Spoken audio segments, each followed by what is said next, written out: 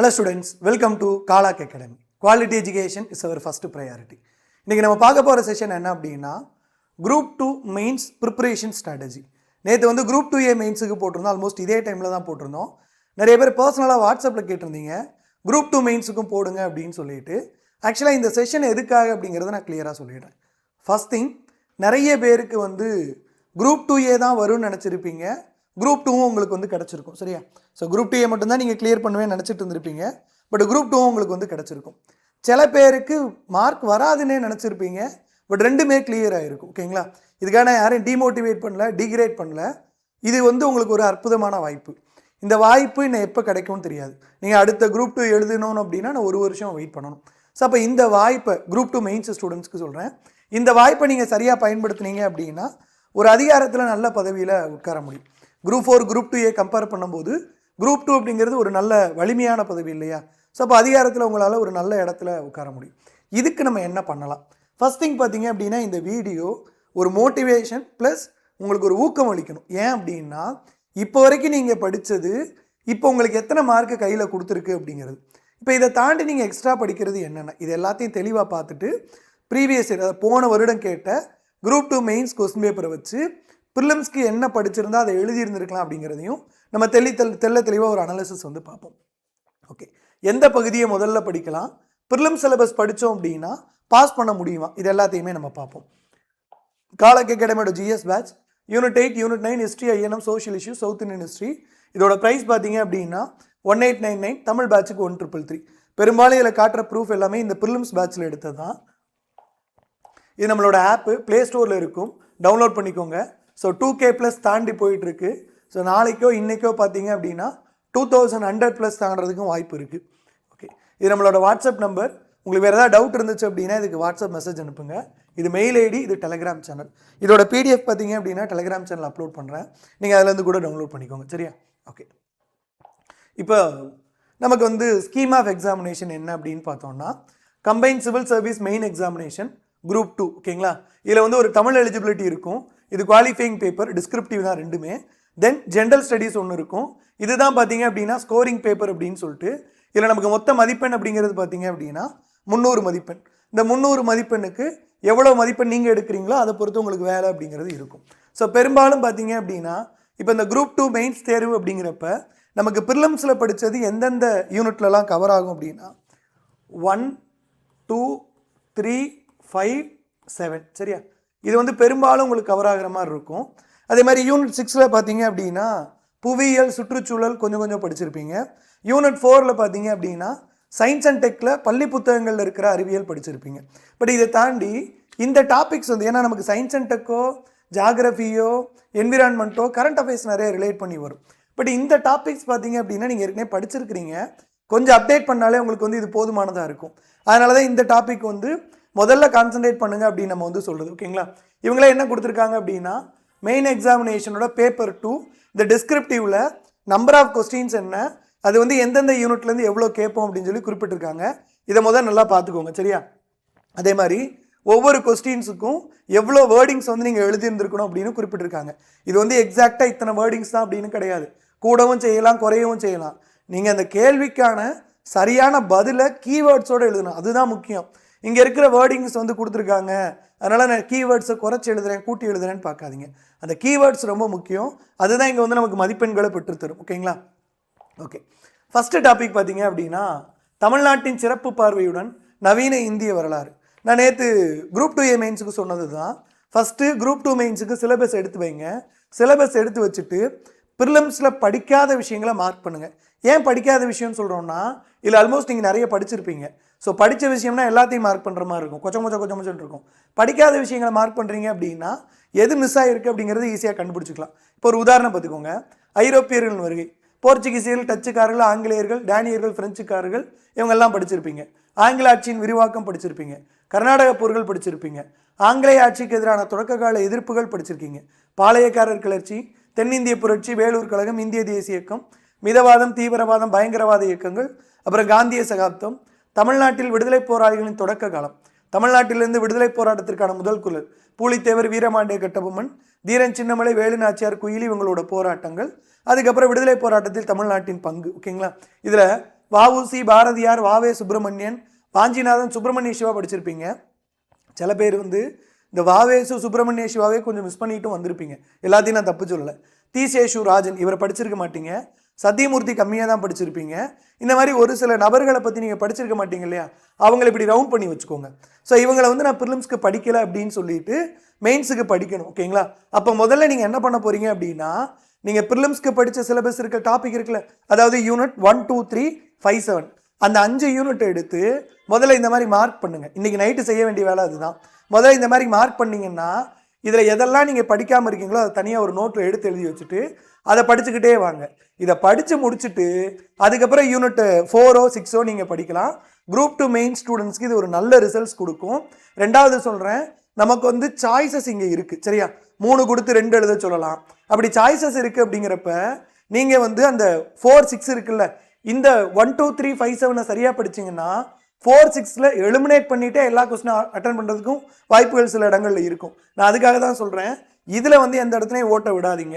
So இப்போ இந்த இடத்துல பார்த்தீங்க அப்படின்னா அம்புச்சத்தம்மாள் மற்றும் பிறர், அதுக்கப்புறம் தியாகங்கள், இதழ்கள், இலக்கியங்கள், நாடகங்கள், பாடல்கள். பெரும்பாலும் இந்த நாடகங்கள், பாடல்கள், திரைப்படங்கள் அப்படிங்கிறது ஒரு சில பேர் படிச்சிருக்கிற மாட்டோம். ஸோ இது வந்து பார்த்தீங்க அப்படின்னா விடுதலை போராட்டத்தை அடியொற்றி எடுக்கக்கூடியதாக இருக்கணும். ஓகேங்களா?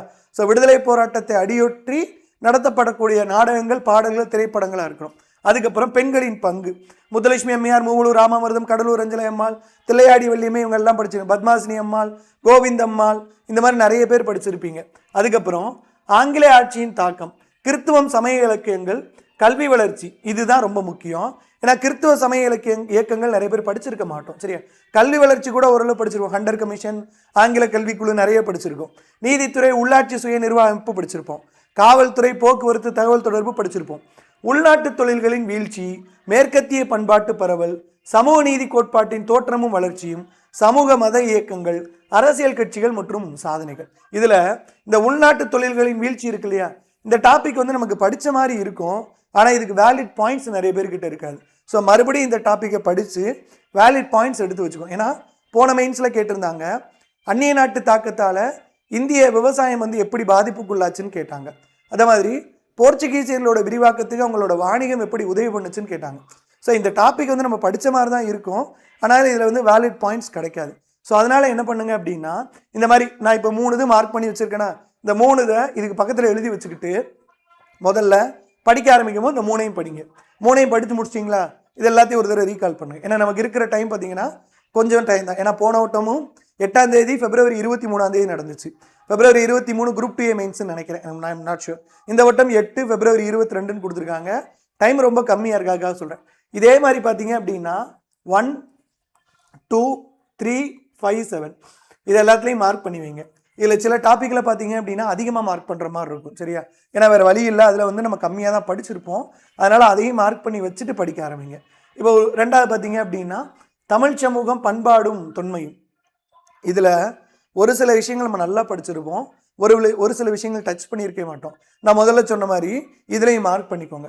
மார்க் பண்ணி எதெல்லாம் நீங்கள் படிக்கலையோ அதெல்லாம் பார்த்தீங்க அப்படின்னா தனியாக எடுத்து வச்சுக்கோங்க.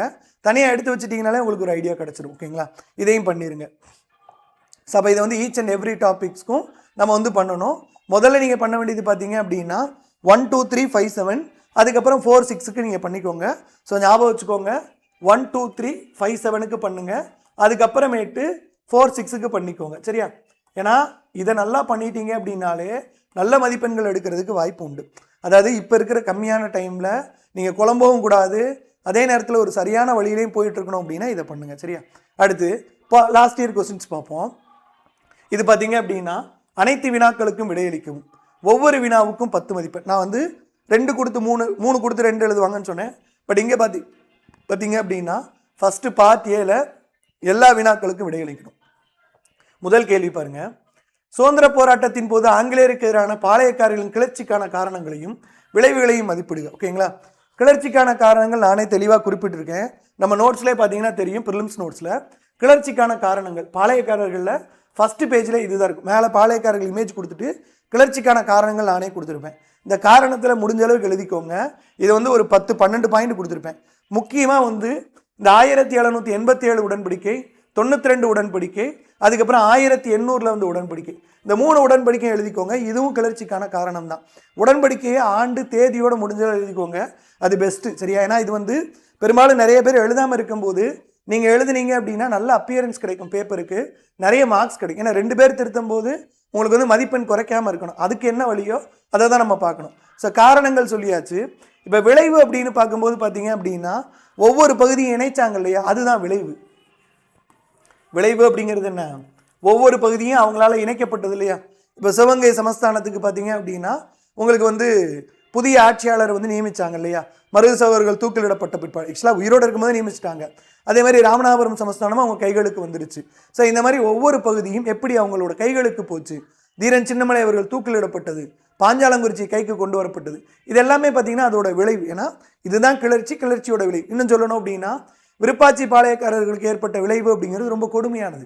ஏன்னா விருப்பாச்சி பாளையத்தை கைப்பற்ற போகிறாங்க, அங்கே இருக்கிற அவரோட மகனை, ஒரு மகனை அங்கேயே கொள்கிறாங்க, மனைவியும் இன்னொரு மகனையும் கைது பண்ணுறாங்க.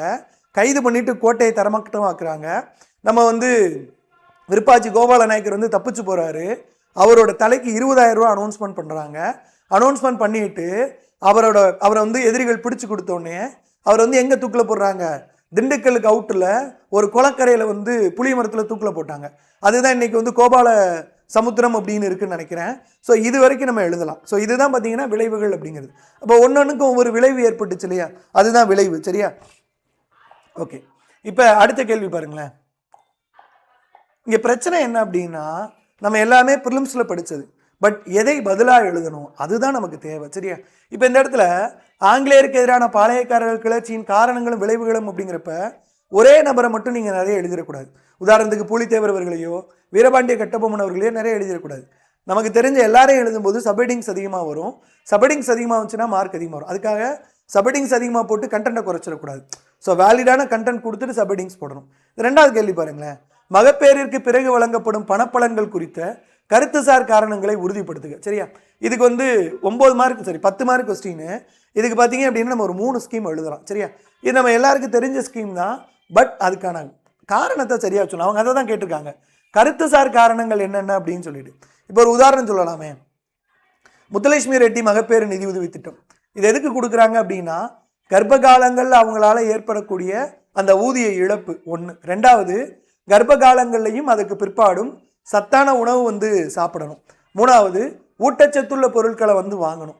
நாலாவது, இதெல்லாம் பண்ணலை அப்படின்னா குறைந்த எடைபரப்புண்ட குறைந்த எடை கொண்ட குழந்தைகள் பிறந்துடும், ரத்த சோகை வர்றதுக்கு வாய்ப்பு இருக்குது. இந்த மாதிரி நிறைய இருக்கு இல்லையா. அப்போ இது எல்லாத்தையும் நம்ம எழுதலாம். நானே அதை கொடுத்துருப்பேன். ஸோ இது நம்ம ப்ரிலிம்ஸ் நோட்ஸில் ஹெல்த் சிஸ்டமில் முத்துலட்சுமி ரெட்டி அப்படிங்கிறது கொடுத்துருப்போம் ஓகேங்களா. இதில் பார்த்தீங்க அப்படின்னா அப்ஜெக்டிவ் அப்படிங்கிறது என்ன அதையே நம்ம கொடுத்தாச்சு. Assistance of poor pregnant woman mothers to meet expenses on nutritious diet ஓகேங்களா, ஊட்டச்சத்துக்கான தேவை. To compensate the loss of income during the pregnancy, to avoid low birth weight of new born babies and aimed at reducing IMR and MMR. இது முக்கியமான point. தாய்மார் இறப்பு குழந்தை இறப்பை குறைக்கணும். ஸோ இந்த நம்ம காசு கொடுக்கறதுக்கெல்லாம் பின்னாடி இது ஒரு வேலிடான பாயிண்ட் இருக்குது சரியா. அப்போ முத்துலட்சுமி ரெட்டிக்கு இதை நீங்கள் எழுதிடலாம். சரி சார், இன்னொரு ஸ்கீம் இருக்குது அப்படின்னா ஜனனி சுரக்ஷா யோஜனா அப்படின்னு ஒரு ஸ்கீம் இருக்குது. இந்த ஸ்கீமோட அப்ஜெக்டிவ் எழுதும்போது நீங்கள் மொதல் பாயிண்ட் என்ன எழுதணும், to increase institutional deliveries, to promote institutional deliveries, மருத்துவமனைகளில் குழந்தைகள் பெற்றுக்கிறத ஊக்குவிக்கிறது. அதுதான் இதோட முக்கியமான எய்ம். ஸோ இதில் காசு கொடுக்குறாங்க, அந்த காசு எதுக்காக கொடுக்குறாங்க, மருத்துவமனைகளில் குழந்தைகள் பெற்றுக்கிறத ஊக்குவிக்கிறாங்க. அப்படிங்கிறப்ப இதில் வந்து ஆட்டோமேட்டிக்காக என்ன ஆகும், எம்எம்ஆர் ஐஎம்ஆர் நல்லா குறைஞ்சிருமா. ஏன்னா இதில் கொடுக்குற காசை வச்சு நீங்கள் நியூட்ரிஷனல் எக்ஸ்பென்சஸை மீட் பண்ண முடியும். ஏன்னா இதில் 700 600 தான் கொடுப்பாங்க. இதில் போயிட்டு நீங்கள் வந்து பணத்தேவையை வந்து நிவர்த்தி பண்ணுறோம் அப்படின்னு எழுத முடியாது. இப்போ இங்கே என்ன எழுதணும் அப்படின்னா மருத்துவமனைகளில் குழந்தைகள் பெற்றுக்கிறத ஊக்குவிக்கிறது அப்படின்னு எழுதும். ஸோ எந்த ஸ்கீமுக்கு எந்த காரணம் அப்படிங்கிறத கரெக்டாக எழுதணும். அதை தான் அவங்க கேட்டிருக்கிறாங்க. இதை தாண்டி பிரதான் மந்திரி மாத்ரு வந்தனா யோஜனா, அதில் ஒரு ஸ்பெஷாலிட்டி ஒன்று உண்டு. என்னது, 2வது குழந்தையும் பொம்பளை பிள்ளையாக பிறந்துச்சு அப்படின்னா உங்களுக்கு அதில் எலிஜிபிலிட்டி. ஏன்னா அதில் ஒரு குழந்தைக்கு மட்டும்தான் கொடுப்பாங்க. முதல் குழந்தையும் பெண் குழந்தை, 2வது குழந்தையும் பெண் குழந்தை இருந்துச்சுன்னா 2வது 6000 ரூபா கொடுப்பாங்க. ஸோ அப்போ அதில் பணப்பலன்கள் எதுக்கு கொடுக்குறாங்க, சைல்டு செக்ஸ் ரேஷியோ இன்க்ரீஸ் பண்ணுறதுக்கு. ஸோ அப்போ அந்த வித்தியாசம் புரியுது இல்லை. ஒரு ஸ்கீமோட அப்ஜெக்டிவ் என்னன்னு தெரிஞ்சாதான் அதுக்கான பதில் எழுத முடியும். பிரதான் மந்திரி மாத்ரு வந்தனா யோஜனா நடத்தும் போது சொல்லிங்கன்னா முதல்ல வந்து 5000 ரூபா கொடுப்பாங்க, இது வந்து முதல் குழந்தை என்னவா இருந்தாலும் பரவாயில்ல, ரெண்டாவது வந்து 6000 ரூபா கொடுப்பாங்க.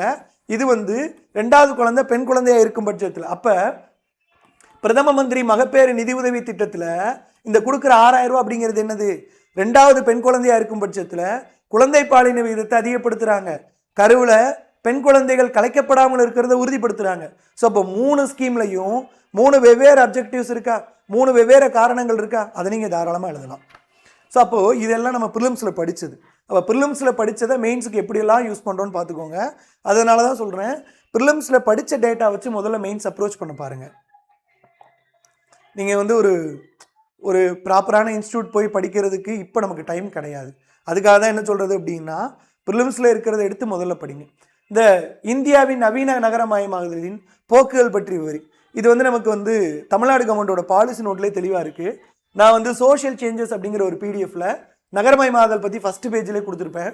நீங்கள் இதை மட்டும் எழுதினாலே போதுமானது. அடுத்து குவாண்டம் புள்ளிகளை கண்டுபிடித்ததுக்கா கரண்ட் அஃபேர்ஸ், கரெக்டா, இது கரண்ட் அஃபேர்ஸ். அதுக்கப்புறம் உயர்நீதிமன்றங்களின் செயல்பாடுகளில் உள்ள உள்ளார்ந்த குறைபாடுகளில் நம் மீளாய்வுக்கு தகுதியானவற்றை ஆராய்க. ஓகேங்களா, இந்த குறைபாடுகள் அப்படின்னு எழுதும்போது பயங்கரமாக கிரிட்டிசைஸ் பண்ணி எழுதிட வேண்டாம். இதுவுமே நம்ம ப்ரிலிம்ஸில் உயர்நீதிமன்றங்கள் பாலிட்டியில் வந்து படிச்சிருப்போம். அதுக்கப்புறம் மொழிவாரியான மாநிலங்கள் அமைவதால் ஏற்படும் நன்மை தீமைகளை விளக்கு. இந்த நன்மை தீமைகள் அப்படிங்கிறப்ப நமக்கு மொழிவாரி மாநிலங்கள் உருவாக்குறதுக்கு குழுக்கள் அமைச்சாங்கல்ல, அந்த ஒவ்வொரு குழுவோட பரிந்துரைகள் என்ன சொல்லப்பட்டிருக்கோ அதை எழுதிக்கலாம். ஸோ இதுவும் பாலிட்டியில் படிச்சு. ஸோ இங்கே ஆல்மோஸ்ட் பார்த்தீங்க அப்படின்னா, ஓகே, அடுத்து 7வது கேள்வி, மாறி வரும் அரசியல் சூழலில் மாநில கட்சிகளின் செயல்பாடுகள் ஏன் அதிக முக்கியத்துவம் பெறுகின்றன. இது தமிழ்நாட்டை மனசில் வச்சு கேட்ட கேள்வி தான். ஏன்னா இதில் நீங்கள் ஒரு பாயிண்டை கட்டாயம் ஆட் பண்ணணும். மாநில கட்சிகளோட செயல்பாடுகள் ஏன் முக்கியத்துவம் பெறுது அப்படின்னா, மாநில கட்சிகளுக்கு தான் அந்த நிலத்தோட பண்பாடு, பழக்க வழக்கம், அவங்களோட வரலாறு எல்லாம் தெரியும். இப்படி இருந்து நீங்கள் ஆரம்பித்து தமிழ்நாட்டோட அரசியல் சூழ்நிலையை வச்சு நீங்கள் எழுதிக்கலாம். அதுக்கப்புறம் உயிரினங்களின் அழிவுக்கு காரணமாக சுற்றுச்சூழல் சமநிலை எவ்வாறு மாறுகிறது, இதுவும் நம்ம ஸ்கூல் புக்கில் இருக்குது. அந்நிய செலுத்து நிலையின் கூறுகளை கூறி விளக்கும். இது வந்து நான் நடத்தலை, அதனால எனக்கு இது வந்து தெரியலை. ஆல்மோஸ்ட் பார்த்தீங்க அப்படின்னா 50 to 60% வந்து இந்த ஃபஸ்ட்டு பார்ட்டில் நம்ம ப்ரிலிம்ஸில் படித்ததே கவர் ஆகும். இதில் நல்லா தெரிஞ்சுக்கோங்க ஒரு விஷயம். இப்போ 9 கொஸ்டின் நம்ம பார்க்குறோம்ல, எந்த ஒரு மாணவரும் 9 கேள்விக்கும் 100% பர்ஃபெக்டான பதில் எழுத மாட்டாங்க. அதனால் நீங்கள் எப்படி யோசிச்சுக்காதீங்க, இந்த 9ல் எனக்கு வந்து ஒரு 6 தான் நல்லா தெரியுது, 3 நல்லா தெரியல, பரவாயில்ல, நிறைய பேர் அப்படி தான் இருப்பாங்க. பட் அந்த 6 தப்பு இல்லாமல் எழுதி இந்த 3ல் ஓரளவு டேட்டா எழுதினீங்கன்னா நீங்கள் நல்ல மார்க்கே எடுக்கலாம், நல்ல ரேங்கே வாங்கலாம். சரியா? ஸோ இது ஃபஸ்ட்டு பார்ட்டு. செகண்ட் பார்ட் பார்த்தீங்க அப்படின்னா பார்ட் பி. இதில் வந்து கொடுக்கப்பட்டுள்ள 5 வினாக்களில் ஏவேனும் 3 வினாக்களுக்கு மட்டும் விலையடிக்கவும். இது வந்து பார்த்தீங்க அப்படின்னா 3 × 10, ஒன்னொன்றுக்கும் 10 மார்க்கு. ஓகே, இந்த இடத்துல பாருங்கள், ஆதிச்சநல்லூர் இடுகாடுகள் பற்றி விளக்க. இது பிரச்சனையே கிடையாது, ப்ரிலிம்ஸில் அப்படியே இருக்கே, அல்வா கொஸ்டின் இது, நம்மளே கொடுத்துருப்போம். ஆதிச்சநல்லூர் பார்த்தீங்கன்னா எங்கே இருக்குன்னு ஆரம்பித்து, இந்த ஆதிச்சநல்லூரில் பார்த்தீங்க அப்படின்னா 3 வகையான புதைக்கும் பழக்கம் இருந்தது அப்படின்னு சொல்லியிருக்கோம். ஓகேங்களா, முதல்ல இதை யார் வந்து கண்டுபிடிச்சா, யார் அகழாய்வு நடத்தினா, இது எல்லாத்தையுமே சொல்லிட்டு இந்த இடத்துல பார்த்தீங்க அப்படின்னா முதுமக்கள் தாலிக்குள்ளே என்னென்ன இருந்துச்சு அப்படின்னு சொல்லிட்டு இதில் இருக்கிற எல்லா டேட்டாவும் எழுதணும். ஓகேங்களா, இதில் முக்கியமாக பார்த்தீங்க அப்படின்னா இங்கே இருக்கிற மட்பாண்டங்கள், அதாவது இந்த முதுமக்கள் தாலிகளோட டைப்ஸு அதை எழுதணும், முதுமக்கள் தாலிக்குள்ளே இருந்த பொருட்கள் பற்றி எழுதணும், எப்படி புதைக்கப்பட்டிருந்தாங்க அப்படிங்கிறத வச்சு அதுக்குள்ளே என்ன பொருட்கள் இருந்தது அப்படிங்கிறத வச்சு அவங்களுடைய பழக்க வழக்கங்களை நீங்கள் எழுதலாம். ஸோ தாராளமாக இதில் வந்து கேள்விகள் நல்லாவே எழுதக்கூடிய ஒரு பாட்டு தான். ஓகேங்களா, ஸோ இங்கே 2 விதமாக ஆதிச்சநல்லூர் புதைமேட்டை பொறுத்தவரை இங்கே இறந்தவர்களை புதைப்பது 2 விதமாக நடந்திருக்கிறது. ஒன்று இறந்தவர்களின் உடலை முழுமையாக புதைப்பது, இறந்தவர்களை வேறு இடத்தில் புதைத்து சில காலத்திற்கு பிறகு அந்த உடலில் எஞ்சிய எலும்புகளை சேகரித்து மீண்டும் புதைப்பது. ஸோ 2 விதம், நான் தான் 3 தப்பாக சொல்கிறேன். அப்போ இந்த 2 விதமாக புதைக்கிறது பற்றி எழுதணும். இதில் இருக்கிற கிடைச்ச பொருட்கள் பற்றி எழுதலாம்.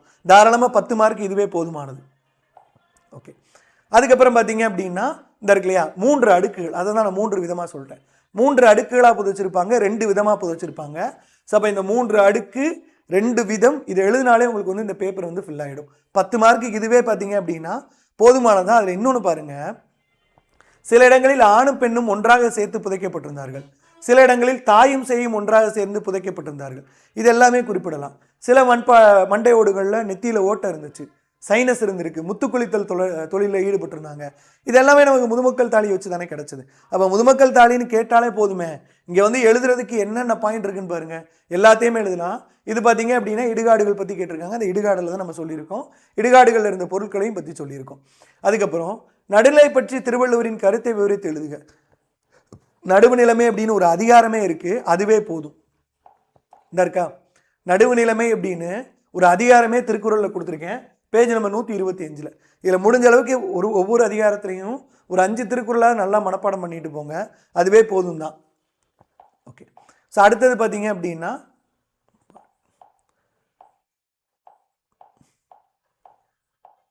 இந்த கேள்வி பாருங்க.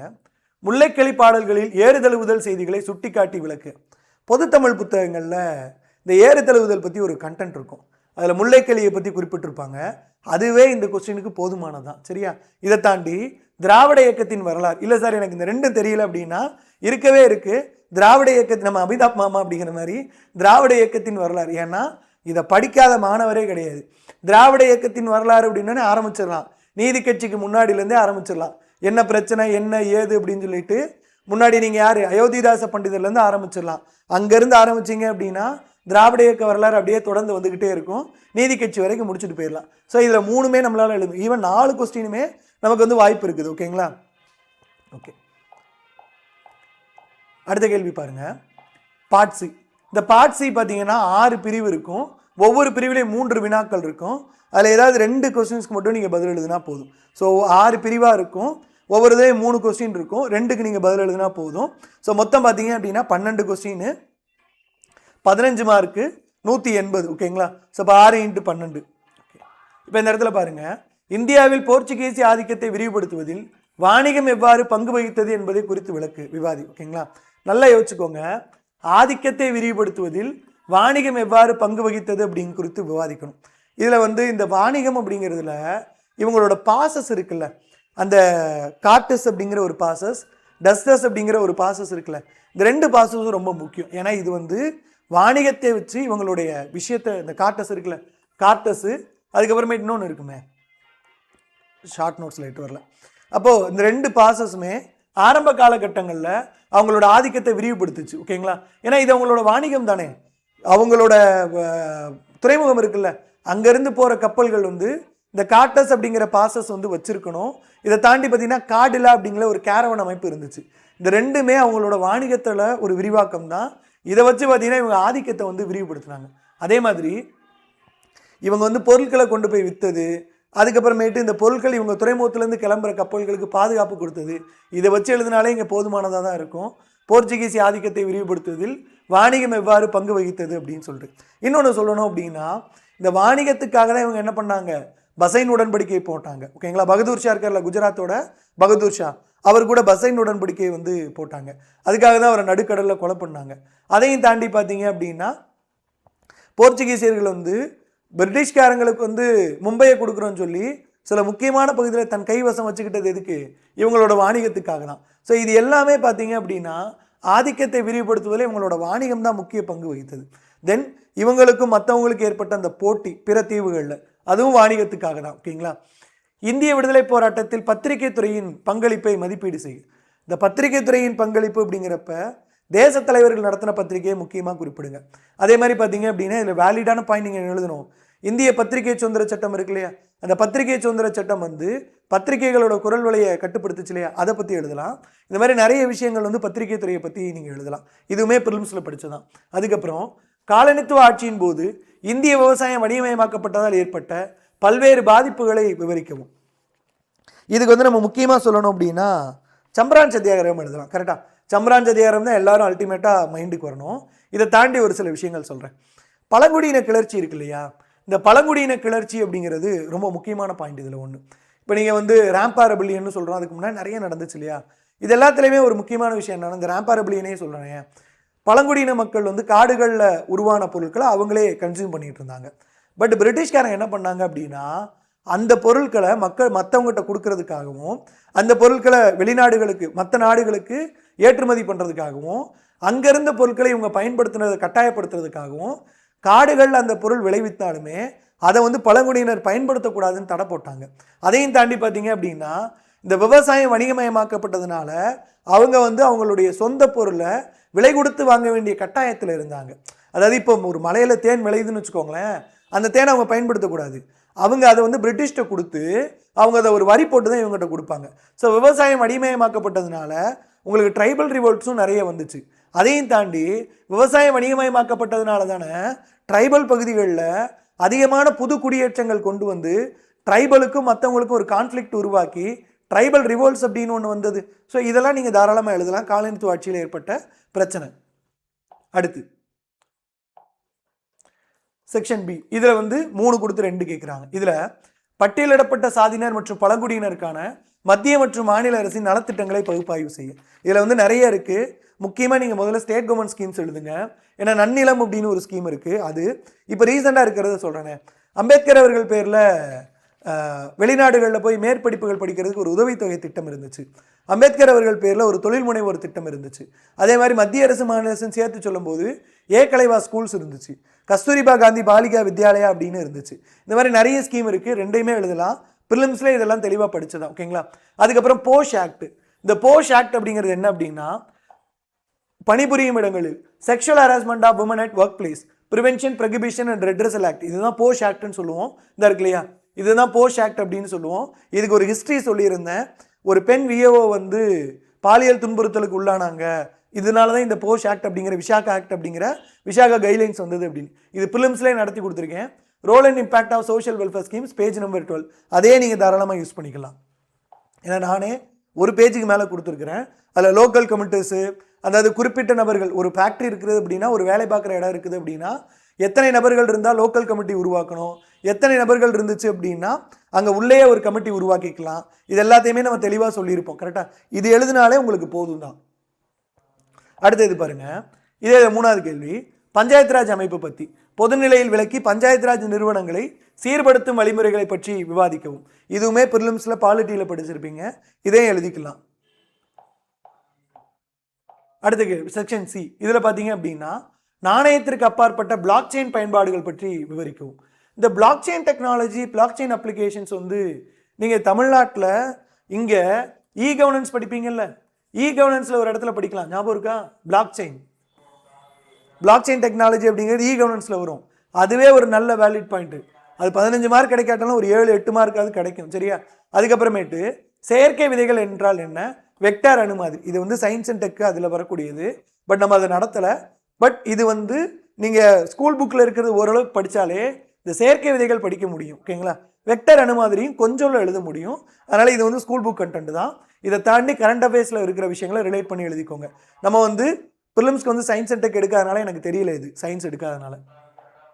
அடுத்த கேள்வி செக்ஷன் டி, தமிழ்நாட்டின் மாவட்ட மனநலத் திட்டத்தின் நோக்கங்கள் மற்றும் முதன்மை செயல்பாடுகளையும் பிரச்சனையை தீர்ப்பதற்கு சமூகத்தை மையமாக கொண்ட அணுகுமுறையை பின்பற்றும் விதத்தையும் எழுதுக. இது வந்து பார்த்தீங்க அப்படின்னா டிஸ்ட்ரிக்ட் மென்டல் ஹெல்த் ப்ரோக்ராம் அப்படின்னு ஒன்று தமிழ்நாடு கவர்மெண்ட்டோட ஸ்கீம்ஸில் இருக்குது. இது சோஷியல் இஷ்யூஸில் வரக்கூடிய ஸ்கீமு, இதை வந்து படிச்சுக்கணும். அதுக்கப்புறம் சிறு அரசியலமைப்பு, இது எல்லாருமே ப்ரிலிம்ஸில் படிச்சிருப்பீங்க, எழுதிக்கலாம். அடுத்து பொது சேவை வழங்கல் மூலம் குடிமக்களுக்கு அதிகாரம் அளித்தல் என்பது சாசன சட்டத்தின் நோக்கமாகும் அப்படின்னு சொல்கிறாங்கல்ல, இதை நல்லா ஞாபகம் வச்சுக்கோங்க. இந்த பொது சேவை வழங்கல் அதிகாரம்னு சொல்கிறோம் இல்லையா, to empower the citizen through public service delivery is the basic objective of citizen charter discuss. இதை வந்து நீங்கள் நிறைய விஷயங்கள் இதை ஆன்சர் எழுதலாம். இப்போ சிம்பிளாக சொல்லணும் அப்படின்னா, பொது சேவை அப்படின்னு சொல்கிறாங்கல்ல, இதுக்கு வந்து சில பேர் வந்து இ சேவை மையங்களை வச்சு கூட எழுதுவாங்க, சில பேர் இ கவர்னன்ஸ் ரிலேட் பண்ணி எழுதுவாங்க. ஏன்னா பொது சேவை வழங்கல் மூலம் குடிமக்களுக்கு அதிகாரம் அளித்தல் அப்படிங்கிறது இ கவர்னன்ஸை மெயினாக வச்சு கூட எழுதக்கூடிய டாபிக். உங்களுக்கு ஆன்சர் தெரியாத பட்சத்தில் இதை இ கவர்னன்ஸை வச்சு கூட நீங்கள் எழுதியிருந்திருக்கலாம். அடுத்து குறிப்பிட்ட ஆபத்திற்கான முன்னெச்சரிக்கை அமைப்புகளின் செயல்திறனை நுணுக்கமாக எழுதுக. சி ஃபிளாஸ் அப்படின்னு ஒன்று இருக்குது.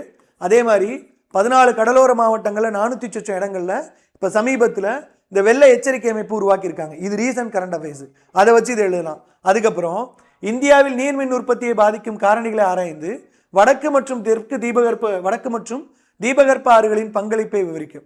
இந்த நீர்மின் உற்பத்தி இருக்குல்ல, இதை பற்றி நிறைய ஸ்கீம்ஸ் இருக்குது. ஓகேங்களா? அதை தாண்டி தமிழ்நாட்டில் எங்கெல்லாம் நீர்மின் உற்பத்தி, இந்தியாவில் எங்கெல்லாம் இருக்குன்னு தெரிஞ்சுக்கிட்டு வடக்கு மற்றும் தீபகற்ப ஆறுகளின் பங்களிப்பு, அதாவது இந்த நீர்மின் உற்பத்திக்கு இந்த ஆறுகளோட பங்களிப்பு என்ன? நம்ம இன்னும் ஜாகிரபி நடத்தலை, அதுக்காக சொல்கிறேன். இந்த திணை மிஷன் அப்படிங்கிறது அப்போ வந்த கரண்ட் அஃபேர்ஸ், மில்லட் மிஷன் அப்படின்னு சொல்லிட்டு நியூஸ் பேப்பரில் இப்போ அடிக்கடி அடிபட்டு இருந்துச்சு. ஸோ இது வந்து கரண்ட் அஃபேர்ஸ் கொஸ்டின் வச்சுக்கோங்க. அடுத்த கேள்வி, இந்தியாவில் விவசாய சந்தைப்படுத்தல் முறையை மேம்படுத்துவதற்கான பரிந்துரைகள் மற்றும் அரசாங்க நடவடிக்கைகளை எடுத்துரைக்க. இப்போ விவசாயத்துக்கு பார்த்தீங்கன்னா நிறைய ஸ்கீம்ஸ் கொண்டு வந்தாங்க. அதில் point out the suggestion steps taken by the government to improve the agricultural marketing system in India. இதுக்கு நிறைய இருக்குது. உதாரணத்துக்கு நம்ம உழவர் சந்தை இருக்குல்ல, அதுவே பார்த்தீங்க அப்படின்னா அக்ரிகல்ச்சரல் மார்க்கெட்டிங் சிஸ்டம் தான். உழவர் சந்தையிலேருந்து நிறைய ஸ்கீம்ஸ் வந்து எழுதலாம். இப்போயுமே பார்த்தீங்க அப்படின்னா அந்த நாம்னு நினைக்கிறேன் ஒரு ஸ்கீம் ஒன்று உண்டு. இதெல்லாம் பார்த்தீங்கன்னா விவசாயத்தை வந்து அடுத்த கட்டத்துக்கு கொண்டு போகிறது. இதையும் தாண்டி செல்ஃப் ஹெல்ப் குரூப்ஸ் இருக்குல்ல, அவங்க விவசாய பொருட்களை சந்தைப்படுத்துறதுக்கு ஸ்கீம் இருக்குது. நீங்கள் அதையும் இதில் வந்து எழுதலாம். இந்திய நிதிக்குழுவோட செயல்பாடுகள், இது வந்து நமக்கு எக்கனாமியில் வரும், இது படிச்சிருப்பீங்க. அதுக்கப்புறமேட்டு பாலிட்டியில் இதோட ஆர்டிகல்ஸ் எல்லாமே வரும். இந்த ஸ்டார்லிங் சேவை திட்டம் அப்படிங்கிறது அப்போ வந்து கரண்ட் அஃபேர்ஸ்ன்னு நினைக்கிறேன், இந்த ஸ்டார்லிங் அப்படிங்கிறது. அடுத்த கேள்வி. ஓகே, ஸோ மொத்தம் பார்த்தீங்க அப்படின்னா எஃப் வரைக்கும் சொல்லியாச்சு. இதில் வந்து இவ்வளோ தான் போன வருஷம் மெயின்ஸ் கொஸ்டின். இப்போ நான் வந்து நிறைய பேர் கேட்கலாம், சார் போன வருஷம் வந்து அது அப்படியே ரிஃப்ளெக்ட் ஆகுமா? கிடையாது, அதே கொஸ்டின் வராது. ஆனால் இப்போ ஒரு உதாரணம் சொல்கிறேன் பாருங்களேன்.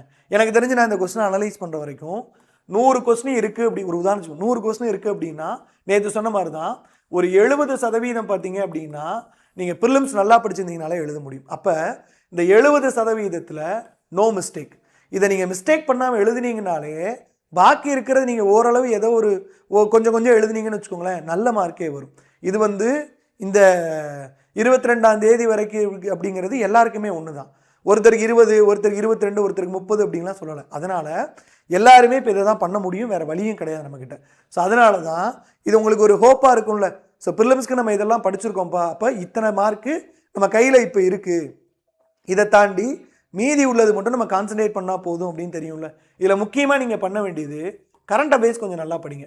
ஸோ ப்ரிலிம்ஸ்க்கு படித்ததை தாண்டி கரண்ட் அஃபேர்ஸ் நல்லா படிங்க. ஏன் நான் சொல்கிறேன்னா, நான் எல்லா கிளாஸ்லையும் இதை சொல்லுவேன். ஒவ்வொரு கொஸ்டினுக்கும் குறிப்பு அப்படின்னு போட்டு ரீசனாக நடந்த கரண்ட் அஃபேர்ஸ் எழுதினீங்கன்னா மார்க்ஸ் அதிகமாக கிடைக்கும். அதுக்காக தான் சொல்கிறது கரண்ட் அஃபேர்ஸ் வந்து நல்லா படிங்க அப்படின்னு சொல்லிட்டு. ஸோ மற்றபடி ப்ரிலிம்ஸ் நல்லா படிச்சிருந்தீங்க அப்படின்னா இந்த மெயின்ஸை பார்த்து பயப்படணும்னு அவசியம் இல்லை. சிலபஸில் இருக்க ரீகால் பண்ணிட்டு போயிட்டே இருக்கலாம். ஓகேங்களா? ஸோ இப்போ நமக்கு பார்த்த அந்த ப்ரூஃப் எல்லாமே இந்த பேட்சோட தான். Unit 8, unit 9 history, INM, social issues, காலாக் அகாடமியோட பாங் அண்ட் ஜிஎஸ் பேட்ச்சு. இதோட ப்ரைஸ் பார்த்தீங்க அப்படின்னா 1899, தமிழுக்கு 1333. ப்ளே ஸ்டோரில் போயிட்டு காலாக் அகாடமி அப்படின்னு டைப் பண்ணிங்கன்னா நம்ம ஆப் வரும். ஸோ இதை டவுன்லோட் பண்ணிக்கோங்க. இதுலேருந்தே நீங்கள் கோர்சஸ் வந்து அக்சஸ் பண்ணிக்கலாம். இது நம்மளுடைய வாட்ஸ்அப் நம்பர். உங்களுக்கு ஏதாவது டவுட் இருந்துச்சு அப்படின்னா தாராளமாக கேளுங்க, நான் ரிப்ளை பண்ணி கொடுக்குறேன். இது மெயில் ஐடி, இது வந்து நம்மளோட டெலிகிராம் சேனல். இந்த பிடிஎஃப் வந்து டெலிகிராம் சேனலில் போஸ்ட் பண்ணுறேன். உங்களுக்கு ஏதாவது டவுட் இருந்துச்சு அப்படின்னா தாராளமாக என்னை வந்து காண்டாக்ட் பண்ணுங்கள். Thank you students. வேறு ஏதாவது உங்களுக்கு டவுட் இருந்துச்சுன்னா கீழே கமெண்ட்டில் கூட போடுங்க, நான் பண்ணித்தரேன். தேங்க்யூ.